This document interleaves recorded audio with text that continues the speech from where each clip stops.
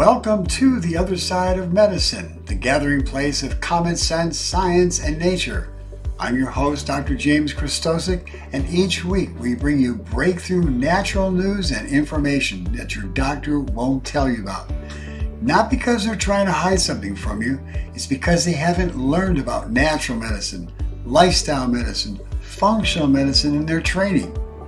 Here on the other side of medicine, we bring you evidence-based natural medicine so they empower you to help to heal your body so that you can live independently healthy.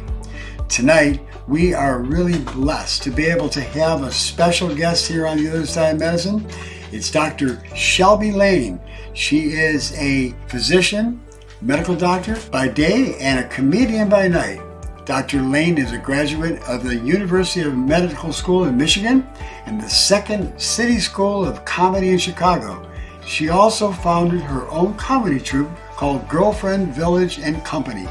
She's been a guest of the Oprah Winfrey Show and numerous other national and local TV, internet, and radio broadcasts. She's the host of the worldwide teleseminar series called Conversations with Dr. Shelby-Lane. Doctor by day, comedian by night, she believes laughter is good medicine and staying young and living longer is a real choice. Her message and mantra is laugh more and live longer. Her passion is healing the world through humor and laughter.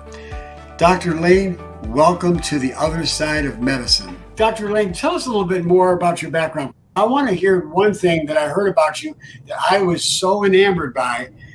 You were actually selected to be an astronaut. Yes. Tell us about that. I should start with the fact that I was a doctor in Houston doing my residency, and I looked in, as a doctor, as a resident, you don't make much money. So I was looking around in the newspaper classifieds, so this is way back in the day, as you can imagine. We're talking about newspaper classifieds, not the internet. And they had an ad that said looking for waitresses and astronauts. So I'm like, sure, why not? So I applied. Waitresses and astronauts. Right. And the whole deal was like, I should have applied to be the waitress because they make far more money. But at any rate, I was in Houston, and then I came back home to Detroit. And then all of a sudden I got this call. And they said, and I actually got the application. So I filled out the application. It was due on December the 31st at midnight. So 11:59, December 31st, New Year's Eve. And I was like, oh my God, should I really do this? I don't know if I should do it because I didn't have the application for 3 or 4 months. And I put it in the mail, and I got back in the car and it was snowing. I'm like, shit. Sorry. I'm like, I just applied to be an astronaut. I know I don't have the right stuff. Okay. Because they were all men at that time, all white men. So then I got a call at work, and they said, Dr. Lane, this is NASA. Would you like to come to NASA to interview to be an astronaut? I'm like, what? And then I told my boss, an ER doctor at that point, and I said, I know, I apologize to you dearly, but they want me to come and interview to be an astronaut. And if it's okay with you, I don't have to go. I don't have to go. And he almost kicked me in the butt to make me go. So I went to NASA, interviewed at Johnson Space Center. It was a week-long interview, and it was incredible. And I came home after 44 hours and a colonoscopy. And I'm like, what are y'all looking for up there? Asteroids? So anyway, after that, I finally heard from them, and I didn't make it. So it was like the best interview of my life. On the other hand, fast forward to 2021, I've interviewed again to be an astronaut with Elon Musk, and now I'm on the waiting list again to possibly go to the International Space Station. Wow. So my thing is never, ever give up. And this is a contest. Wow. This is a contest.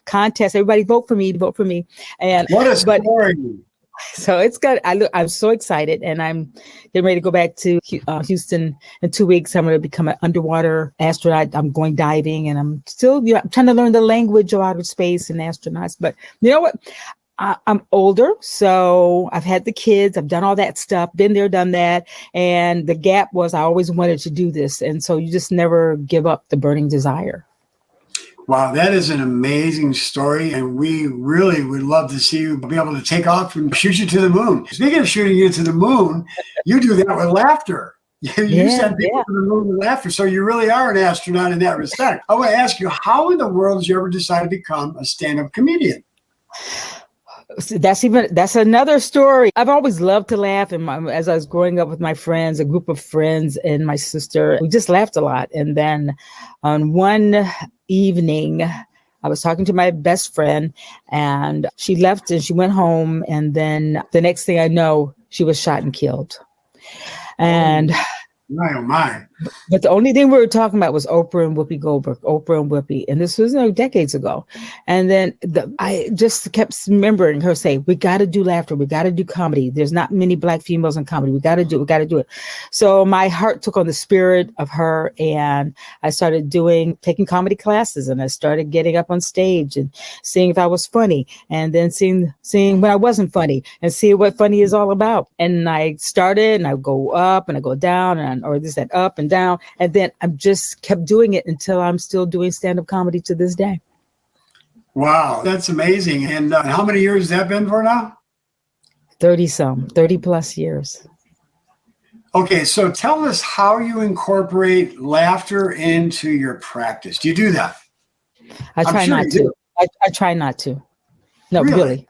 Oh, absolutely. Really. I try not. Oh, I try not to. Are you kidding? Do you know what the climate of medicine is like nowadays? You can't come in telling jokes. Now, in the beginning, I thought it was all funny. It was all cute. And I would tell jokes and patients would report me to administrators. Like, she thinks she's over here telling jokes and you know what? So I learned to calm down. The laughter's for me. The laughter's for the staff. The laughter's good medicine. And then on an occasion, I can figure out who the patient is and what they're about and try to have fun with them. So I'm not always in a setting with this private practice. I'm in public settings with institutional stuff and ER and that kind of stuff. You just can't laugh at people who have lost a limb or all of that kind of stuff. Although on one occasion I did with a guy and he just cracked up because I took it to the edge. Sometimes you're sitting there, you're talking, you're being one with the person and one with their issues. And I haven't been there with you. I didn't break a leg. My leg's not broken. I don't have a limp, but this guy had a really bad limp. And I said, you have balance problems. Why don't you just use a cane? You have a cane. He says, yeah, I have a cane, but I can't. I said, why not? He says, because it makes me look old. I said, you know what makes you look old? He said, what? I said, that limp. And then he just cracked up. He was such a good sport about it. I said, I am so sorry, sir. He said, you don't understand. I really needed that. I needed to laugh because I'm in so much pain. And he said, you just brightened my day. I said, if you need to write me up, I'd be happy to write the letter for you. So anyway. That's awesome. It was fun. So why does laughter make us feel better? Oh God, there's so many reasons why laughter makes us feel better. Number one, let me go to my list of 7 because I don't want to mess this up because I'll mess it up because I'll forget. And I don't want to forget. And I want your audience to really know. So number one, it does relieve pain because it releases endorphins. And endorphins are those happy chemicals that, if you think about it, if a doctor gives you morphine, any opium-like drug, that's an endorphin. It goes to those receptors. So we have natural endorphins, and so it helps to release endorphins. So that's one of the effects of laughter. And they've done studies to look at people. If you looked at a comedy movie versus you looked at something sad, people who were laughing had more endorphins released than those who didn't laugh. So that's why if you watch those horror films and you find out you're in more pain, it's probably because you're working against yourself. But I love horror films. I love them. All right. And then it helps your heart. So if you laugh, hearty, it increases oxygen and kicks up your heart rate and it decreases arterial stiffness in our arteries. And so my big thing in life and in terms of helping people to stay young, live longer is cardiovascular fitness and cardiovascular prevention. So laughter helps with arterial stiffness. And they've done studies. I forgot the doctor's last name because first name is Michael. He did studies at the University of Maryland that looked at arterial stiffness after people again watched happy movies or comedies. Then it also helps to boost your immune system and it increases antibodies that are anti-infection antibodies. So I won't get real detailed about that. It helps to lighten your mood. And when I looked at the studies that have been done for laughter, They're not huge studies. They're not 30-year double-blind placebo-controlled studies. They're little bitty studies, 27, 34, 50 people. But we all nuance the feeling of laughter. We think laughter is good and you feel good. So, you know what? If you go to any country, you go anywhere, I think you might ask me a question about that. People laughing, it looks like they feel good. It's lightening their mood. And that's because it helps to reduce cortisol and it helps you to relax your body. The stress hormone. The stress hormone. Yes. Yeah, the stress hormone. And I measure stress hormones in my patients because, look, let's face it, after the pandemic, the world got real dark and people are stressed out. And 50% of doctors are less happy than they were before the pandemic. 50%. Doctors, we might say, they're retiring from the profession. They don't want to take care of patients. They're worried about violence. They're worried about getting hit. I'm worried about getting hit. So you ask me, do I make jokes around patients? Hell no. No, I just take it one breath at a time. I do more breathing than I do laughing, okay? But it does stimulate your circulation and it just reduces stress. I think the biggest thing about laughter is that it reduces our stress and the short-term effects and long-term effects. And that's why people are in comedy clubs. They're going there sitting in the dark with a whole bunch of strangers laughing their heads off. Now, even if you came in alone, because I go to a comedy club quite often alone, you'd have to think I was probably crazy, huh? Why are you sitting in the dark laughing out loud? But it feels so good. It feels so good. What about weight loss? Is there any evidence that you can lose weight? Oh, that's such a silly question. But yes. So here's the deal with weight loss. So any physical activity, any movement, you're burning calories.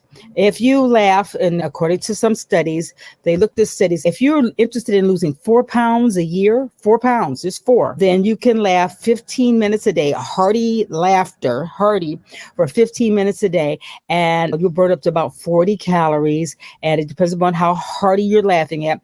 But the thing is, if you're laughing that hard 15 minutes a day and concentrating on that, you're probably changing other behaviors in your life. So laughter just adds on more water, less high fructose corn syrup, more laughter. Wow, those are some pretty remarkable things that we can get benefiting from laughter. How many times does the average American laugh a day?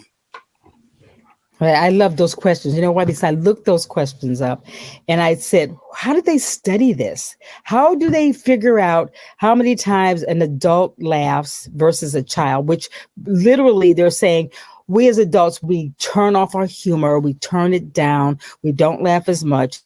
So maybe anywhere from 4 times a day up to 20 times a day. It depends upon your state, your mental state, your state of depression, anxiety, stress, and if you're just in a good humor in general. So maybe 20, 30 times a day. We'll probably laugh more with me and you today. And I'll get my laughter in today, right now, okay? But children, so that's 3 to 4, 20 times a day for adults, maybe. And that they've done that. They've studied that in small groups, small, tiny groups. And children, 300 to 400 times a day. And Wow. look at babies. When does a baby start to laugh? If you have a baby at home, or you see a baby's 2 days old, 3 days old, 2 months old, 3 to 4 months old, they're starting to laugh. What are they laughing at? They don't laugh at jokes. What is causing the baby to laugh? And I think that's so fascinating that the babies universally do this laughter thing. You can tickle them, and that makes you laugh more. But babies start laughing around 3 to 4 or 5 months, and it's just a phenomena. I think it's a self-preservation phenomena that's built into us as humans. So as we get older, we laugh less, and then we end up having depression. 50% of Americans are on antidepressants, for goodness sakes. So we need to laugh. Hey, I'll tell you what. Can we do a laughter exercise right now? Sure. How would I laugh? Is there any way could you walk us through a laughter exercise? All right, let's see here. Rub up our hands or warm up? Warm up your hands. Okay, all right, I'm ready. And then you think of something funny and whatever that is, and then you decide how you're going to laugh. So let's say you want to just do laugh out loud. You go, all right. So, right. And then you ever been somewhere and you listen to a person and they're laughing and they go, Yeah. Right. And then there's this sort of like a belly laugh and you just burst out laughing. So that may be something that you saw. Say, for instance, somebody slipped on a banana peel, but they didn't hurt themselves. Okay. Then you'll probably laugh. So I have to tell you, one of my best friends. How's that belly laugh go? Kind of like a Santa Claus. Right. So one of my everybody listening right now, you guys need to be joining in with us. This is so much fun. You need to be just mimicking what we do, guys, so you can let those endorphins be released. You can get that stress out of your body. Let it all go. It's just like letting the wind out the other end. And if you haven't laughed today, just go someplace, look outside. And there's a practice called laughter yoga where people just sit around. But I don't prescribe to that, but I know it's been working. It started out in India, and they sit in a group and they just laugh.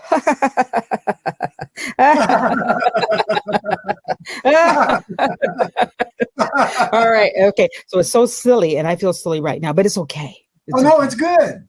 It's okay. good. I feel right. good. I'm actually feeling lighter just by doing this. It's awesome. So we got 3. Is there more types of? There is a sophisticated kind of laughter. Oh, okay. All right. And then there's there's the laughter where you don't want to let it out. So say for instance, you're in a place where you're not supposed to laugh. Say for instance, at a funeral, and you're not supposed to laugh, but somebody says something really funny, or somebody farts next to you. Or I was at a wedding, and all of a sudden there was a caterpillar that was walking around during the wedding. Caterpillar. Okay, it's in September, and it matched the carpeting, and I couldn't. Here I go.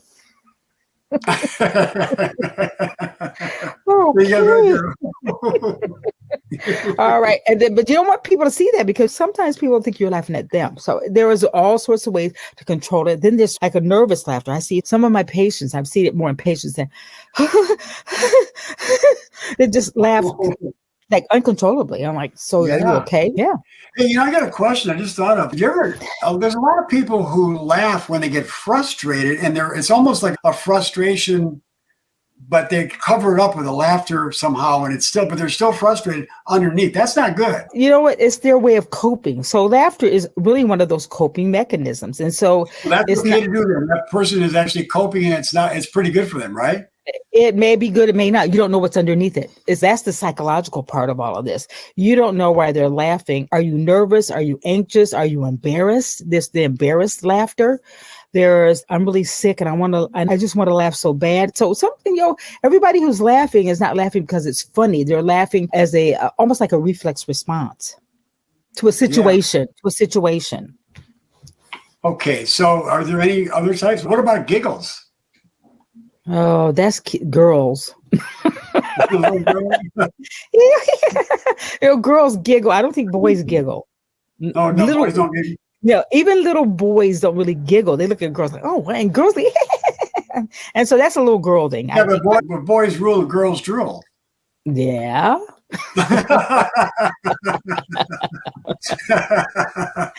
Touché. That's right. That's right. Okay, so tell me, Dr. Lane, what is one of the funniest practical jokes you ever put on somebody? How much time do you have? Okay, anyway. You got to answer for everything that makes you laugh, don't you? Yes. Yeah. So back in the day when I was a resident in Houston, Texas, and my sister and my girlfriend came down to visit me in Houston from Detroit. And I was on call. And so I got off call the next day. So I've been on call for 24 some hours or whatever. And they had to pick me up in the hospital because they had my car, but they wouldn't pick me up at 10 o'clock, 11 o'clock, 12 o'clock. So it's 3 o'clock in the afternoon. They finally wake up because they've been out all night partying, and they come to the hospital, pick me up. So I told the nurse, because I was a neurosurgery resident on the rotation at that time, I said, and this is the neurosurgery ICU. So trust me, it's funny, but it's not, because there were a lot of sick patients there, and there was an empty bed. So I asked the nurse to put a bandage around my head and to put an IV on me, and then call my sister and tell them that I had fallen down the steps at the hospital and that I needed them to come pick me up immediately, because they wouldn't come pick me up for hours. So they came to the They came to the hospital. They came into the ICU, and I was on the monitor. Beep. I had a bandage on. I had IV. So the nurse pulled the curtain. We were laughing our butts off, and we took out the IV. She put me in a wheelchair, and then I'm being rolled out the hospital in a wheelchair, and everybody's going, Dr. Shelby-Lane, what's going on? What happened? And I'm winking. I'm like, don't blow my cool. So we get all the way to my apartment in Houston, and I make them take me upstairs. I live on the upper level, and they took me up because I already out of the wheelchair. So I'm in the car, and now I'm home, and they lifted me up, put me in the bed, and then I woke up. But at that point, I took off the bandage, and I said, I don't know, something like April Fool. Maybe it was April Fool or something like that. And I'm like, oh, I got. Then they beat me with the pillows. They beat me with pillows. And then they took off in my car and left me at home. Oh, my goodness gracious. So, that is so funny. You are really crafty there. I'll tell you what. That's pretty creative. Yeah. So I've got one that I'll share with you. Okay. And everybody. My sister, back in the day when she was in college, and I was much younger then as well, of course, I told her one day, we were sitting at the table in the evening, and I said, Debbie, and she was like, just had lost a boyfriend, and she was looking to have some new love in her life. And I said, I've got a hot date for you. She goes, really? I said, yep. I said, you know what? I'll tell you what. Just leave the room, and I'm gonna really surprise you. She goes, really? I said, yeah. She just left the room. I said, come back in about 5 minutes. So she left the room, and what I did is I went into the cupboard. I got a DiGiorno date, and I put it on a dish. And I got some cayenne pepper, and I sprinkled it on the date. And when she came back, she said, where's my date? I said, here it is. And I pulled the dish out, and it had the date that you eat with a cayenne pepper on it. And she her jaws dropped. She just like, my goodness gracious. So I gave her a hot date. That's crazy. All right. Yeah. Okay. Let's talk about the difference between men laughing and women laughing. Does men laugh more? Do women laugh more? Do they laugh different? Tell me a little bit about that. So women have a different sense of humor, and they like more sentimental comedies and that sort of thing. Men and women, I found out, don't really like things like the Three Stooges or the Marx. They don't like that kind of, but men love it. They don't like the slapstick. No, not at all. Men love it. Men love it. How about you? Do you like slapstick? I like it all. Okay, yeah, I guess you would. But most women, I've noticed, they don't like slap. I love the Three Stooges. I love the Marx Brothers. Because there was, you probably know him, Norman Cousins. So this is a one-person case study. Norman Cousins, Anatomy of an Illness, and he had ankylosing spondylitis, severe spine disorder. And the doctors wanted to give him drugs. Maybe the 30s or 40s. I'm not sure that era. And they wanted to give him drugs. He checked himself out of the hospital in California, and he went to a hotel, like probably Motel 6.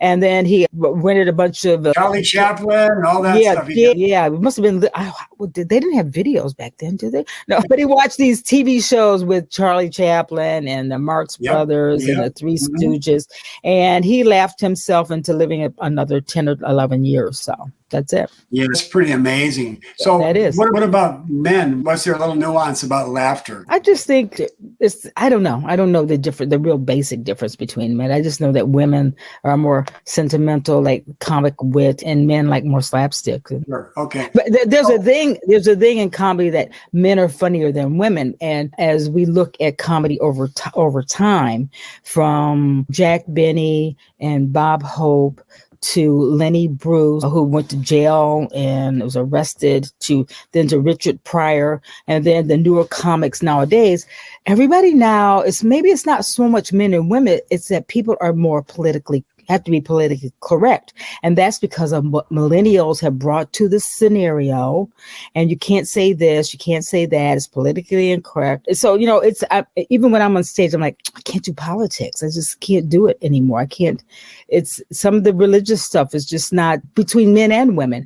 And when people get on stage in my classes, I still take classes, and they start doing things about homeless people or even abortion, it's just real sensitive. The whole men versus women versus generations have changed. Yeah. So what about cultures, different cultures around the world? Is there differences the way people laugh, the way how they take and receive humor? Is there differences around the world? Yeah. So during the pandemic, I had the opportunity to take a lot of online classes.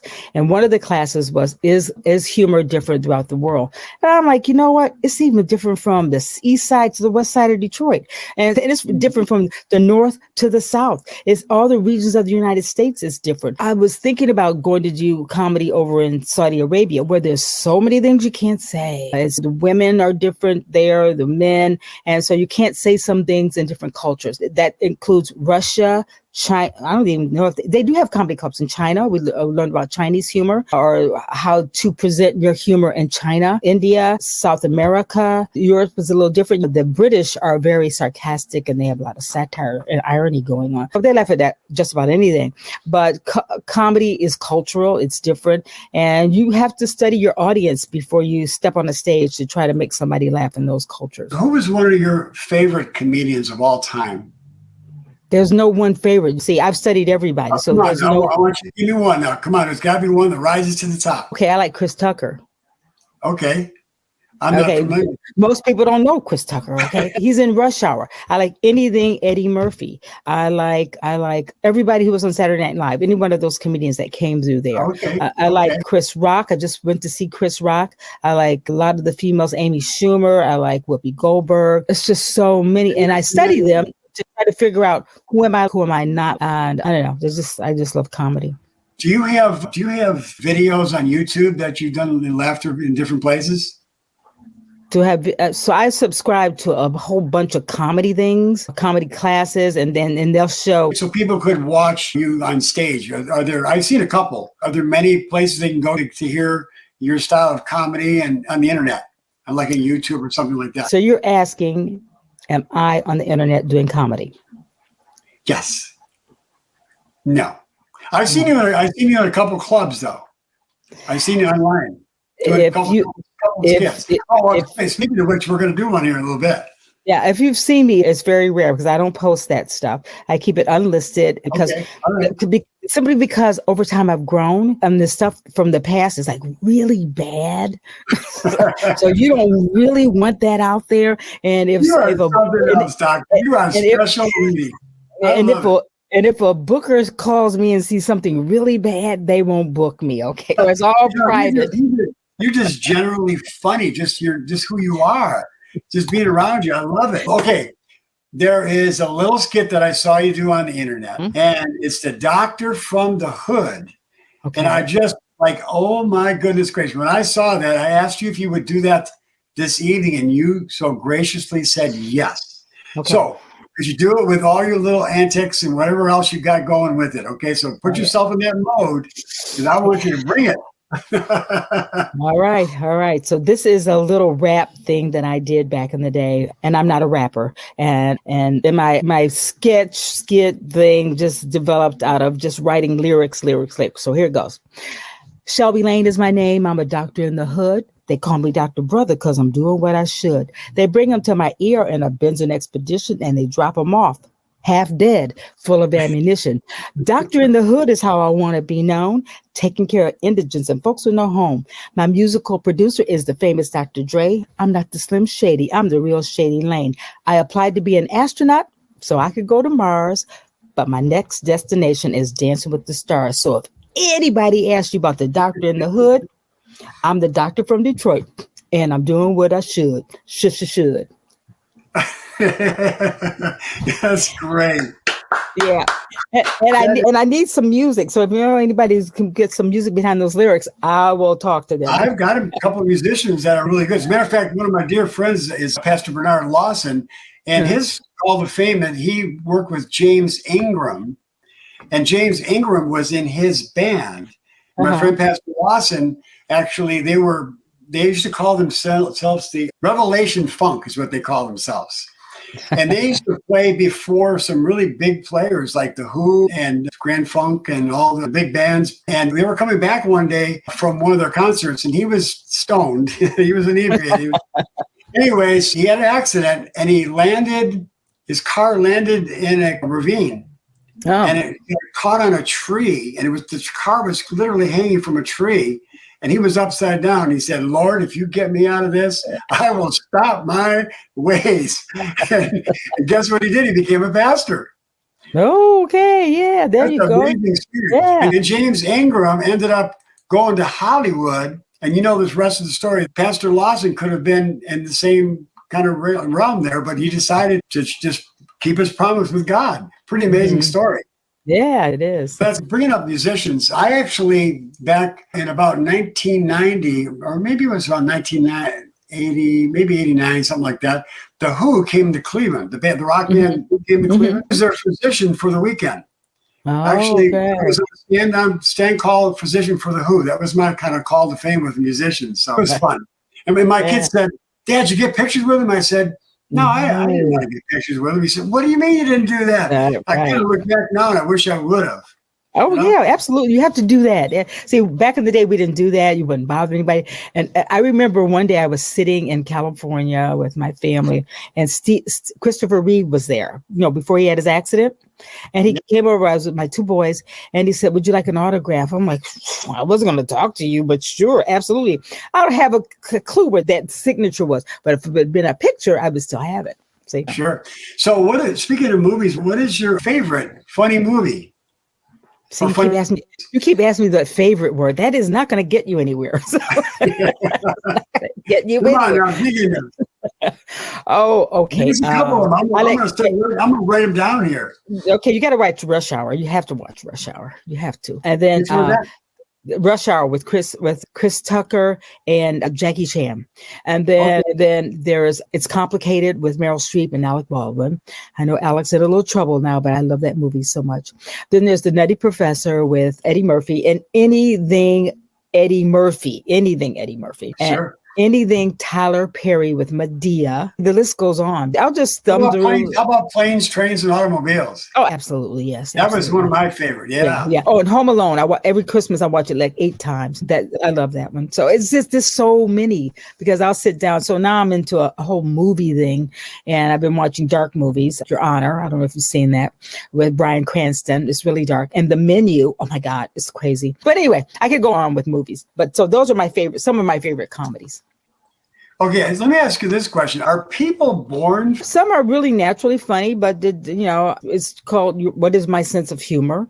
And then you can develop the funniness. So I love to laugh. So does that mean I was born funny?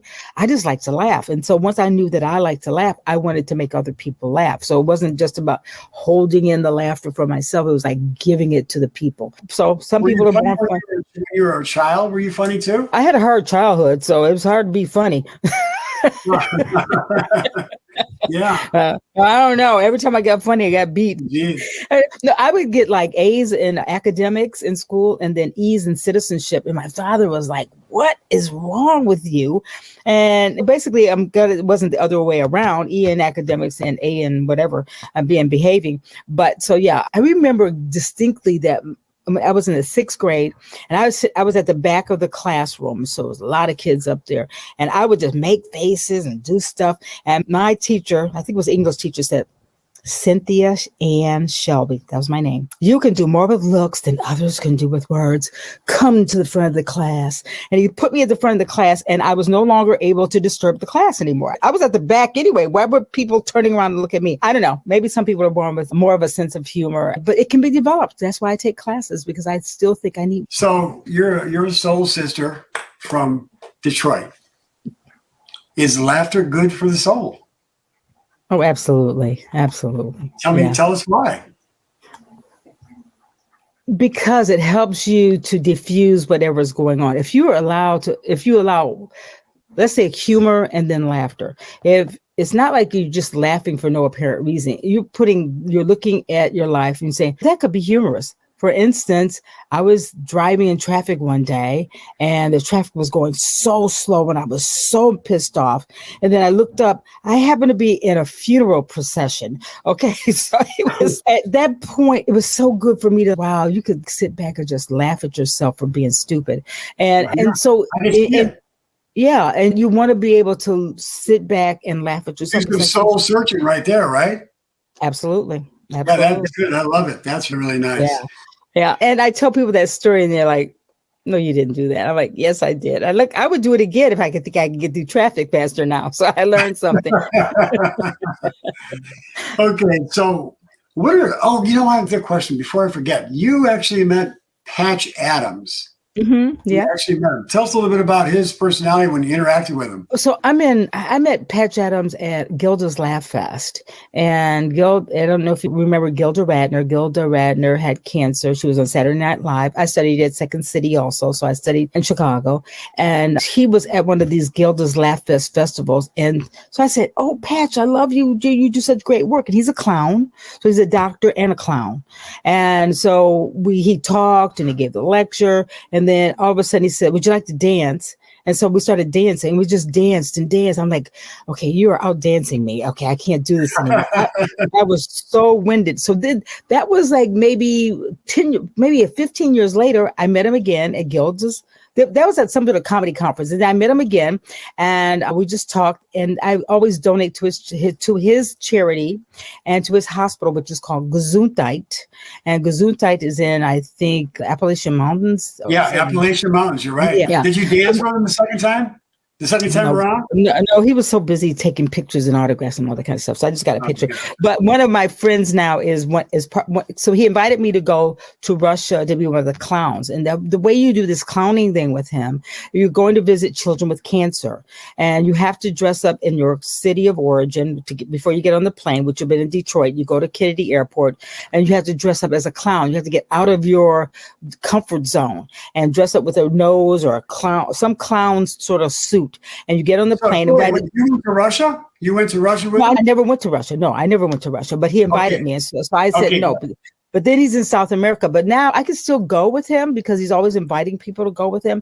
But one of my friends now, his name is Brian. He is one of Patch's clowns now. And they go to South America, Mexico. They go all over doing wonderful work for children with cancer. And Patch is just an incredible human being. He wrote me a long letter thanking me because I gave him like $500 when I won some contest and something. And I always donate to his charity. But he's just a wonderful human being from what I know about him, and I just donate to Gesundheit and help the children. That's awesome. Yeah. Didn't Robin Williams do a great job? Oh yeah, yes. Just love. That's one of my favorite funny movies too. And yeah. Mrs. Doubtfire. I forgot that one. Mrs. Doubtfire. Oh yeah, Mrs. Duffy. That's another good one too. Yeah, and also My Big Fat Greek Wedding's another good one. Yeah, that's good. Yeah, see, I'm telling you, keep saying favorite. I go. Here's all my favorite movies. Okay, let's talk a little bit about laughter resources. What kind of resources would you say that the average person could just pick up just to have more humor in their life? So if you even Google "this is for laughter," there's comedy classes. If you think you're funny and you want to be a comedian, you can go online and take Zoom classes online night and day now. My friends, I take classes out of American Comedy Institute in New York with Gotham. I perform in New York City. I'll be performing there February 24th. There's Dave Schwinson, which is the comedy book. There is Jerry Corley. You can do all sorts of comedy classes if you want to do that. Movies, we already talked about movies. So, any time you get like a little sad, I want to sit around, get a good, clean comedy movie and watch the family because it's family time. Family night. We have family night at my house every night. So we're always watching a movie. And then hang around with fun and funny people. So if there's somebody in your life who's a downer, Debbie Downer, whomever the downers are, Karen Downer, I don't know, Otis Downer, any of those downer people, just try to eliminate them. Even if they're at work, I don't care who they are. They just gotta if you're a downer, get rid of yourself. Or no, don't knock yourself off. No. I didn't mean that. Try to lift yourself up. And also go to get help. Also, I think therapy is such an underrated and needed necessity in healthcare. And it's all sorts of therapy. Better than taking a drug. The antidepressant drug, people don't realize antidepressant drugs, they really don't have any proof of efficacy. They really don't. No. And you know why? It's because you're a functional medicine practitioner, just like me. So if you don't check neurotransmitters, and you know what those are, dopamine, serotonin, all the adrenaline, if you check all the 18 neurotransmitters, you can figure out where you're high and low. And then the medications or the treatments or whatever, because some people really do need drugs. I'm just going to put it out there.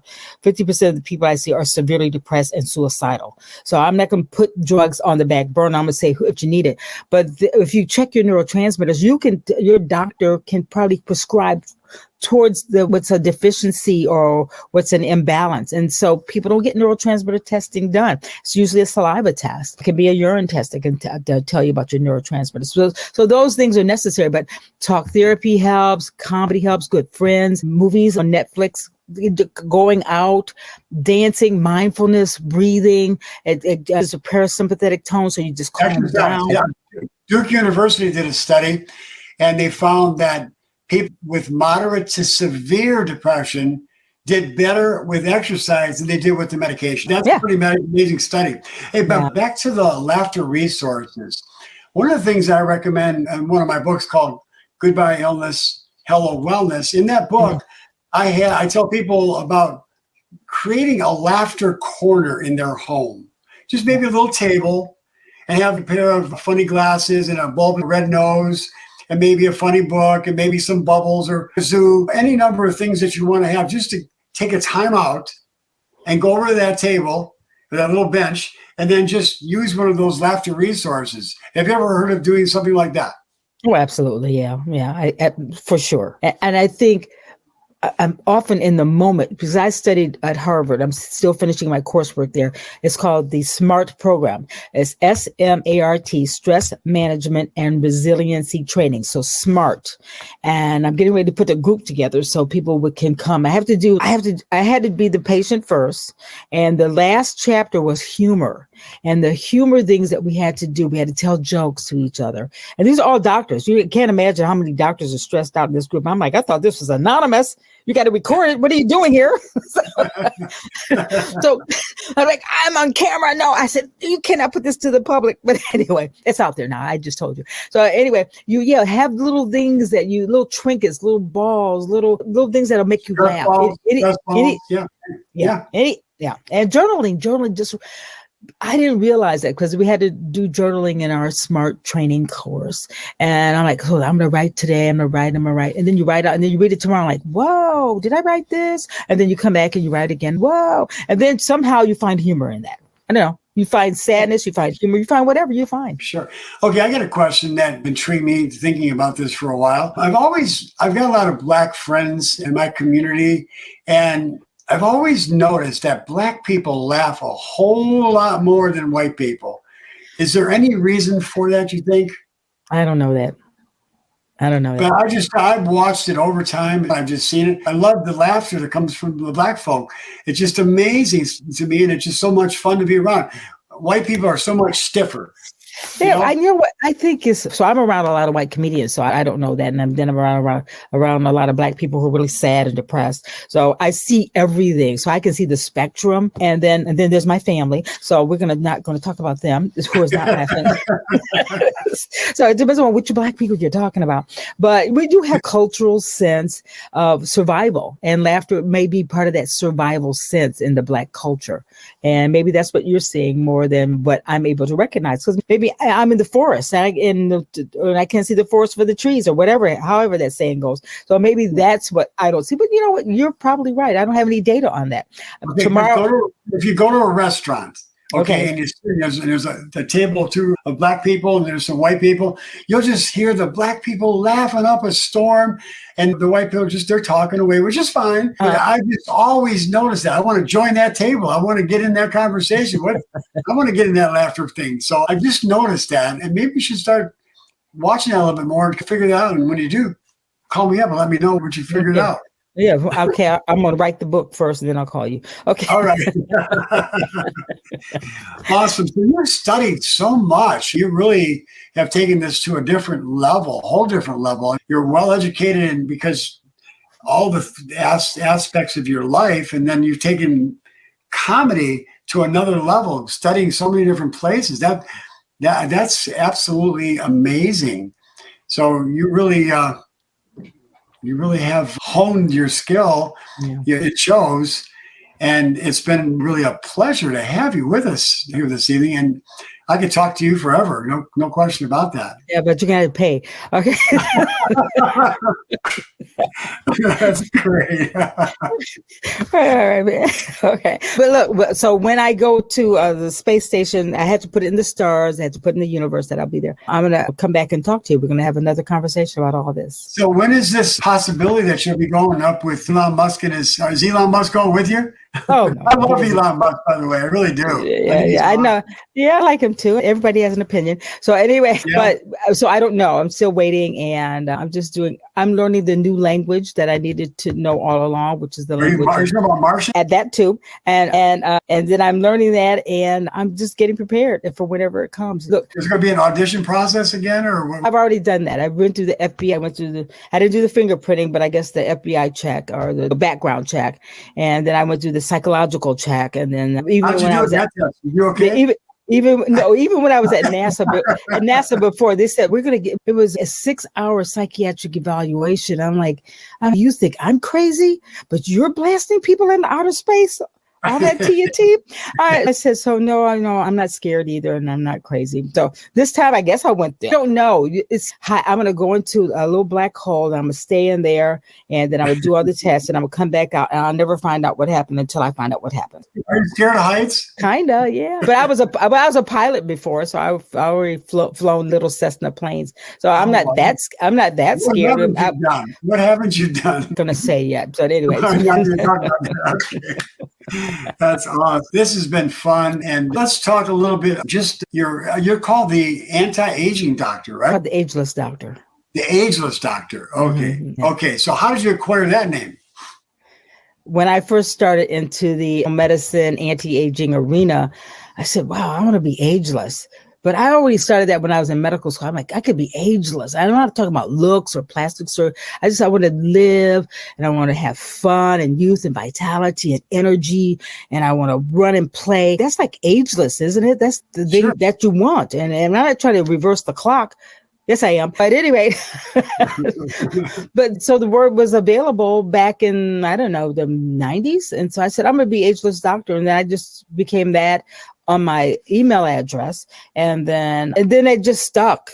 It just stuck. I don't know. That just brings us back to full circle to what we talked about earlier about children laugh, was it 300 or 400 times a day? Yeah. And if we could continue to be like a little child. And by the way, I think there was a wise person one day said, be like the little children. I think his name was Jesus. Yeah, absolutely. Be like a little child. My wife and I have this thing together. We say we're never going to get old. We're just going to just stay fun and young for the rest of our life, no matter how many years we have.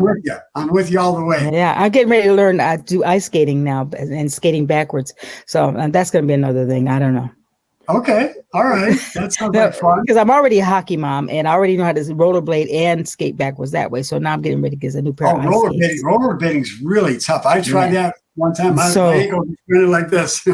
Yeah. I've fallen. I've rollerbladed in California, fell out on the beach, and got up and just kept going. So much fun. It's just that speed is just incredible. Sure. One of my goals is, you remember Paul Bragg's? The natural. He was one of the pioneers of natural medicine. Anyways, Jack LaLanne, you remember Jack LaLanne? He and Paul Braggs were friends. And Paul Braggs was at 96 years old. You mentioned California. That's what made me think of this. He was 96 years old, and he was on a surfboard. And the surfboard came up in a big wave, and it hit him in the head, and it knocked him unconscious, and he drowned. Now, that's the way I want to go. On the surfboard, 96 years old. That's what I'm going to do. So my wife and I, we just really purposely just try to find ways to just ignore the aging process, because we're all going to age no matter what. So we just try to be young as we can. We're still doing triathlons. I'm 73. We do triathlons. Yeah. And I play basketball at Kent State University with college students. And I need to do more laughter. I just, since this evening, you're going to inspire me to do a lot more laughter. I'm going to start studying. Maybe one day I'll be a comedian. I don't know. We'll see. You never know. You never know. Just the whole process of writing a joke. So you write down a situation, and then it becomes, wow, I could do that on stage. So yesterday I had a flat tire on the freeway. I was driving on the freeway. So I have one of those cars where the PSI shows up on all four tires. And so it started going down in the left rear. I'm driving on the freeway. I'm like, wow, I'm getting ready to have a blowout. I can see my life going before me with trucks around me. So I decided to get off the freeway in the hood. And I never go to a gas station in the hood, but I got out to go to the gas station, put some air in my tire. I left the car running. Am I a dummy? Okay, I left the car running. The gas station, the air was cut off because it's in the hood. I had to jump back in the car and get to work. I was like, as soon as I got there, it went completely flat. It was a little bitty thing, bitty screw. It wasn't even a nail. And wow. I have backup service. I have a Play Platinum. I have OnStar. I have Cadillac Roadside Service, and I have a gang member who always take care of me. I was going to ask you if you had helicopter service too, but yeah, you got it. That's good. Okay, so before we leave, give us your best joke you've ever heard of. That was my best joke. That was it. Oh, that was the best one. Come on, give us one more of that.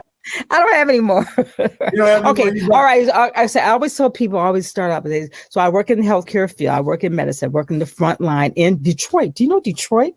Previously known as the murder capital of the entire world. We have slipped in the ratings to number 4 behind Baltimore. Look, Chicago is so jealous of us. They want to be Detroit. So I work in the healthcare field, and no, I'm not a nurse. No, because I don't have those skills like listening and caring. I'm just a doctor. I'm a Detroit emergency physician. Baby, I'm the doctor in the hood. Oh, I love it. Thank you so much. That's a great way to end. Listen, Dr. Shelby-Lane, you guys have been privileged. We all have been privileged tonight to have this special lady. She is a woman of grace, and she's funny as could be. Thank you for being here tonight. Thank you. Thank you for having me. Thank you so much. All right. We'll keep in touch, okay? All right, for sure. And we'll try to have you back sometime. Shout out to your audience. Love you all. Okay, love you too, sweetie. And Happy New Year, too, 2023. Okay, be free in 2023. That's my motto. That's right. Be free in 2023. All right. Ciao for now.